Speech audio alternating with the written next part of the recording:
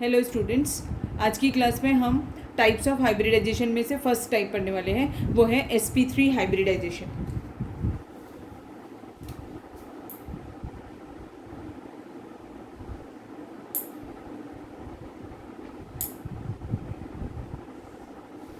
sp3 hybridisation से क्यों शुरू कर रहे हैं वो आपको मैं बता देती हूँ। एक्चुअली जो वीबीटी थियरी का जो ड्रॉबैक था वो था it do not explains the structure of the CH4 molecule. तो हम वहीं से शुरू कर रहे हैं कि मीथेन मॉलिक्यूल की का स्ट्रक्चर हम एक्सप्लेन करेंगे with the help of hybridisation. So sp3 hybridisation means what? When there is the mixing of s orbital plus 3 p orbitals takes place and they form sp3 hybrid orbitals is termed as sp3 hybridization। देखो कैसा होता है। s orbital का shape क्या होता है? Spherical. तो s orbital और p ऑर्बिटल कितने यूज कर रहा है वो? 3 p ऑर्बिटल। तो कौन कौन से p ऑर्बिटल होंगे? px, py और pz। px,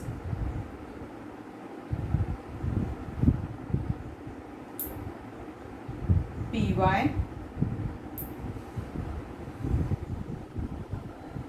and pz।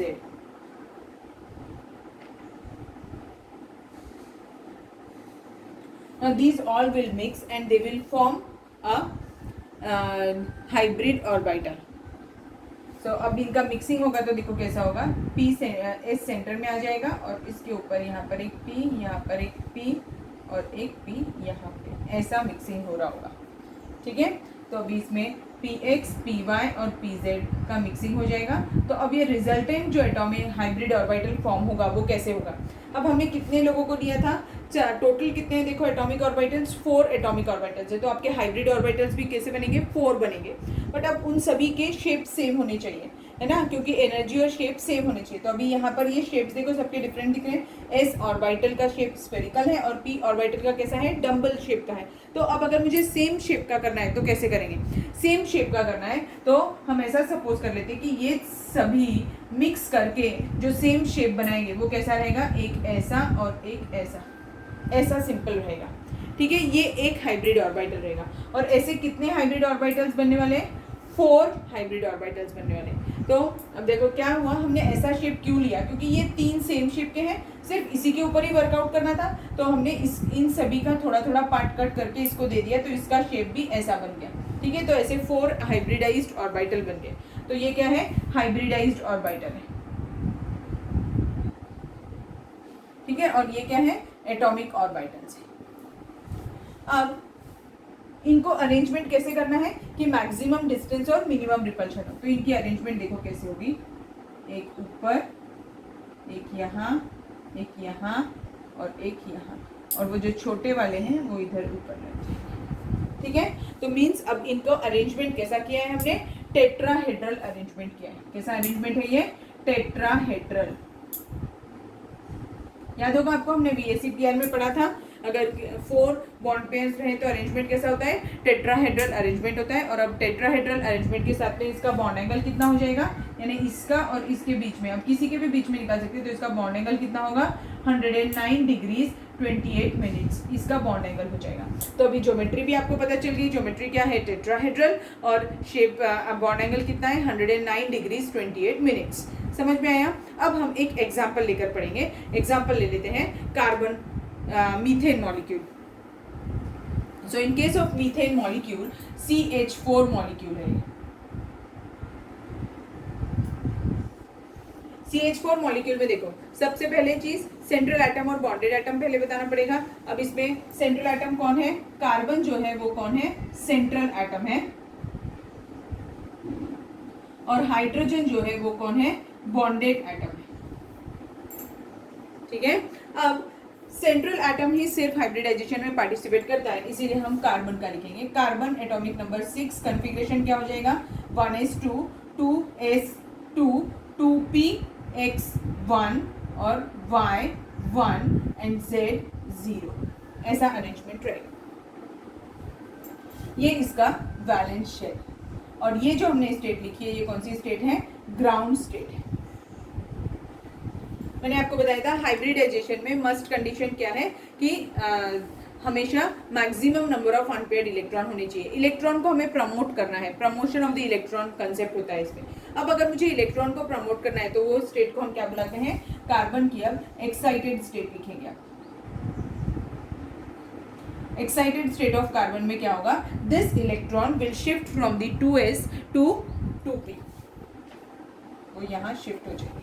और वो एनर्जी कहाँ से आती है, मैंने आपको बताया था, जब बॉन्डेड एटम्स मूवमेंट करेंगे towards carbon to form methane molecule and they will release particular amount of energy and that energy is going to be used by carbon for the promotion of the electron और for the excitation of the electron. So now what it becomes 1s2 and what will be the configuration, 2s1 2px1 2py1 and 2pz1, ऐसा हो जाएगा।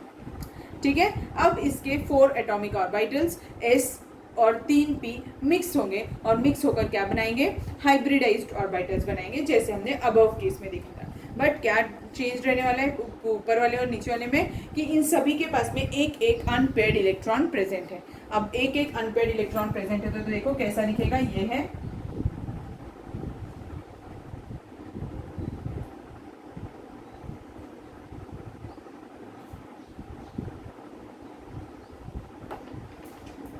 Space थोड़ी short है इसीलिए मैं थोड़े छोटे डायग्राम्स बना रही हूँ बेटा, आप बड़े भी डायग्राम्स बना सकते हैं, थोड़े से ही बड़े बनाइएगा, ज्यादा बड़े नहीं। अब सभी के पास में एक एक अनपेयर्ड इलेक्ट्रॉन प्रेजेंट है। ठीक है, अब ये अनपेयर्ड इलेक्ट्रॉन के साथ में जब पेयरिंग होगी, मिक्सिंग होगी, they will form a resultant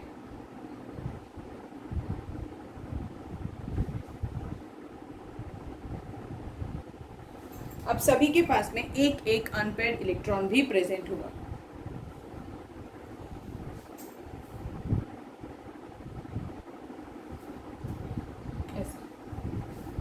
now इसमें बॉन्डेड एटम कौन था, hydrogen. So hydrogen is going to approach to this carbon and as hydrogen atomic number क्या होता है हाइड्रोजन का, 1। तो हाइड्रोजन का देखो, अब बॉन्डेड एटम का लिख रही हूं मैं, दिख रहा है ना सभी को, कौन है, हाइड्रोजन है बॉन्डेड एटम।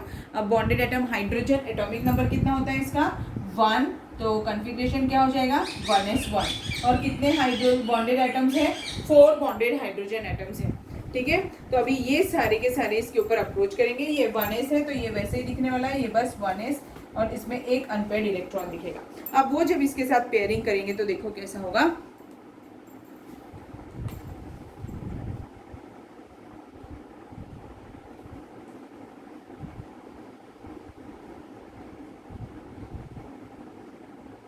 ऐसा। ठीक है, तो समझ में आ गया। तो मीथेन मॉलिक्यूल का भी ज्योमेट्री क्या होता है, टेट्राहेड्रल ज्योमेट्री होती है इसकी।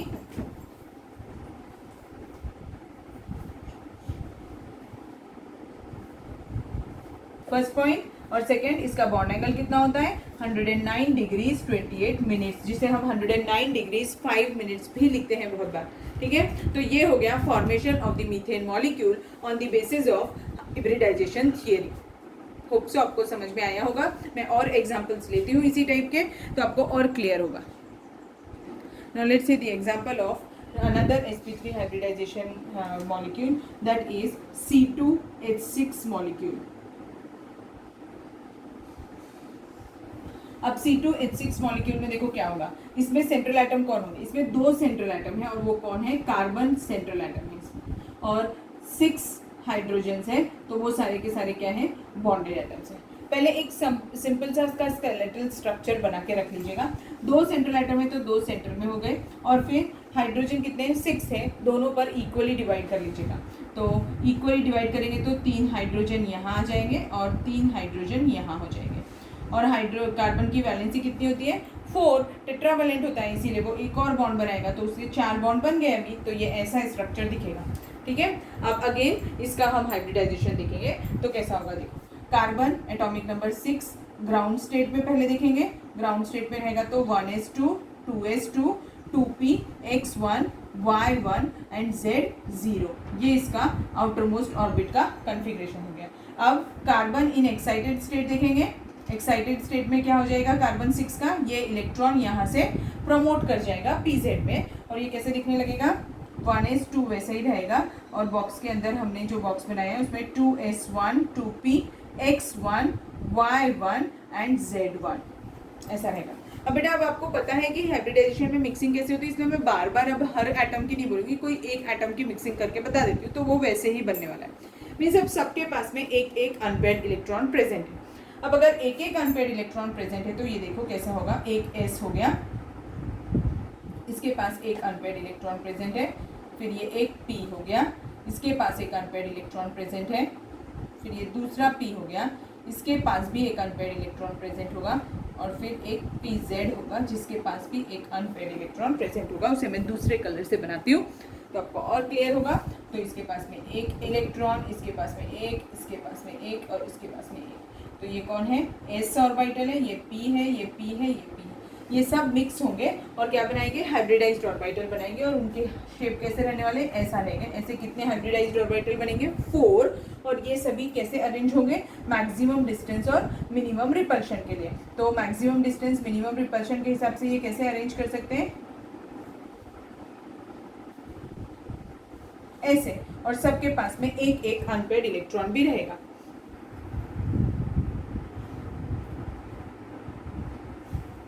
ठीक है, उससे पहले अब हम इसका स्ट्रक्चर बनाने के पहले अभी सेम ऐसा ही दूसरे कार्बन का भी रहेगा।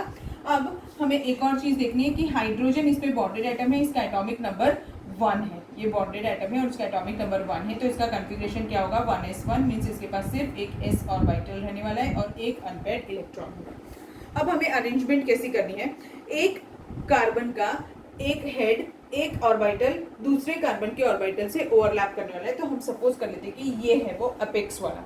तो सभी सेम रहने वाले हैं, इसलिए कोई प्रॉब्लम नहीं है क्योंकि ये 3 डायमेंशनल स्ट्रक्चर है। तो ये कैसे बनाएगा, देखो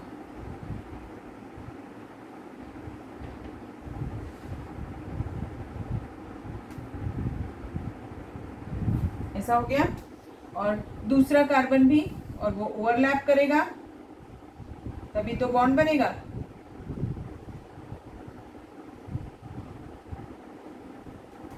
ऐसा, और सभी के पास में एक एक अनपेयर्ड इलेक्ट्रॉन प्रेजेंट है, ये वाले कार्बन के पास में भी, और इस वाले कार्बन के पास में भी एक एक अनपेयर्ड इलेक्ट्रॉन प्रेजेंट है, तो वो पेयर हो जाएगा। ठीक है, अब इसके ऊपर 6 हाइड्रोजन्स अप्रोच करेंगे। अब जैसे 6 हाइड्रोजन अप्रोच करेंगे वही एनर्जी मिली थी जिससे हमने अनपेयरिंग की थी इलेक्ट्रॉन्स की। So now these 6 hydrogens will overlap and it will form sigma bond. तो ओवरलैपिंग कंसेप्ट जो हमने वीबीटी में पढ़ा था वही यूज हो रहा है यहाँ पर फॉर द बॉन्ड फॉर्मेशन। और more is the overlapping region, easier stronger is the bond. और इसमें देखो, इसमें भी शेप कैसा है, अगर आप इस कार्बन को देखो तो ये कार्बन कैसे दिख रहा है, एक उधर एक इधर एक इधर एक, मीन्स इस केस में भी इसका शेप क्या है, टेट्राहेड्रल है, और बॉन्ड एंगल कितना होगा 109 डिग्रीज 28 मिनट्स ही रहेगा बॉन्ड एंगल भी। ठीक है, समझ में आया अभी कैसे बताएं, ये जो बॉन्ड एंगल है ये कितना रहने वाला है 109 डिग्रीज 28 मिनट्स ही रहने वाला है, और शेप कैसा है इसका भी टेट्राहेड्रल शेप ही है। ठीक, समझ में आया आपको। फिर ये C2H6 मॉलिक्यूल कैसे फॉर्म होता है, तो मैंने आपको sp3 हाइब्रिडाइजेशन से 2 चीजें एक्सप्लेन कर दी, 2 मॉलिक्यूल्स एक्सप्लेन किए। एक है CH4 molecule means methane molecule, और दूसरा इथेन मॉलिक्यूल। ये कौन सा मॉलिक्यूल है, इथेन। तो इथेन मॉलिक्यूल भी एक्सप्लेन कर दिया। ठीक है, आपने 11th क्लास में पढ़ा, 10th क्लास में पढ़ा है इथेन का स्ट्रक्चर भी। ठीक है, समझ में आ गया अभी आपको ये कैसे होता है sp3 हाइब्रिडाइजेशन। पर अभी हमने इसमें सभी चीज़ें कैसे ली थी, सभी हमने बॉन्ड पेयर्स ही कंसिडर करके लिया है। ठीक है ना, हमने इसमें एक भी लोन पेयर कंसिडर नहीं किया। अगर सपोज करो इसी हाइब्रिडाइजेशन में एक आधा लोन पेयर प्रेजेंट होगा तब हाइब्रिडाइजेशन कैसा होगा, अब हम उसका एग्जाम्पल लेंगे। अच्छा स्टूडेंट्स, आपको एक चीज़ बतानी है, ये मैं आपको सिर्फ डायग्राम के थ्रू ही एक्सप्लेन कर रही हूँ, पर आपको थियरी के पेपर में इसका राइटअप भी प्रिपेयर करना है, तो उसके लिए आप अपनी टेक्स्ट बुक रेफर करिए और उससे आप लिखिएगा। जैसा मैंने बताया है सेम उसी को हमें वर्ड्स में भी लिखना है, बट हमें ये ऐसा डायग्रामेटिक फॉर्म में भी देना पड़ता है। तो अभी कैसे लिखेंगे, पहले तो formation of ethane molecule with the help of hybridisation आएगा, तो फिर इट अंडरगोज sp3 हाइब्रिडाइजेशन। पहले sp3 हाइब्रिडाइजेशन क्या होता है वो बताइएगा, एक s और 3 p वर्ड्स में लिखेंगे। अब आप ये सब चीज़ें, ये फर्स्ट हो जाएगा। पहले आप sp3 हाइब्रिडाइजेशन की डेफिनेशन लिखेंगे, उसके बाद में कैसा होता है, कार्बन का एक्साइटेशन ऑफ इलेक्ट्रॉन होता है वो बताइएगा, और एनर्जी कहाँ से मिलती है वो बताइएगा। फिर उसके बाद में आप उसके 4 ऑर्बिटल्स बनाइएगा, एटॉमिक ऑर्बिटल्स, फिर उनकी मिक्सिंग करके वो बताइएगा। फिर आप बताइएगा कि वो रिमेनिंग हाइब्रिड यानी कि एक ऑर्बिटल तो कार्बन के साथ ओवरलैप करेगा, but remaining 3 orbitals will overlap with the hydrogen, और जो हाइब्रिड ऑर्बिटल्स बने उनकी सेम एनर्जी है, उनका इक्विडिस्टेंट है, मैक्सिमम डिस्टेंस और मिनिमम रिपल्शन के लिए हमने कौन सा अरेंजमेंट किया है, टेट्राहेड्रल अरेंजमेंट किया है। इसका बॉन्ड एंगल 109 डिग्रीज 28 मिनट्स है। ऐसा सब आपको लिखना भी पड़ेगा, यानी स्कीमेटिक डायग्राम के साथ साथ आपको लिखना भी ज़रूरी है। तो आप जब आप ये नोट्स बना रहे होंगे तभी साथ में आप लिख कर भी रख लीजिए। एक का भी आपने लिखा, आपको आइडिया आ जाएगी कि लिखना कैसा होता है। आप अपनी उसके लिए टेक्स्ट बुक रेफर करिएगा। ओके, अगर आप सीबीएसई का देख रहे हैं तो सीबीएसई की टेक्स्ट बुक, या फिर आप अपने स्टेट बोर्ड की टेक्स्ट बुक भी रेफर कर सकते हैं। तो ये लिखना भी ज़रूरी है, क्योंकि बोर्ड थियरी के पेपर में लिखने पर भी मार्क्स मिलते हैं। सिर्फ आप स्कीमेटिक डायग्राम बनाएंगे तो मार्क्स पूरे नहीं मिलेंगे। ठीक है, समझ में आया? अब हम नेक्स्ट एग्जाम्पल लेते हैं। तो स्टूडेंट्स, आज की क्लास के लिए इतना काफ़ी है। ये sp3 हाइब्रिडाइजेशन का हो गया अभी। अब मैं आपको एक्सेप्शनल केसेस नेक्स्ट वीडियो में पढ़ाऊंगी। ठीक है, उसमें अमोनिया मॉलिक्यूल और वाटर मॉलिक्यूल हम पढ़ेंगे। ध्यान से देखिएगा ये वीडियो, और पॉज कर करके सभी चीज़ें नोट डाउन कर लीजिएगा प्रॉपर। इसके डायग्राम्स प्रॉपर बनने चाहिए, और टेट्राहेड्रल स्ट्रक्चर टेट्राहेड्रल जैसा दिखना चाहिए। ठीक है, अगर कोई डिफ़िकल्टी है तो आप पूछ सकते हैं। आज की क्लास के लिए इतना काफ़ी है। Thank you.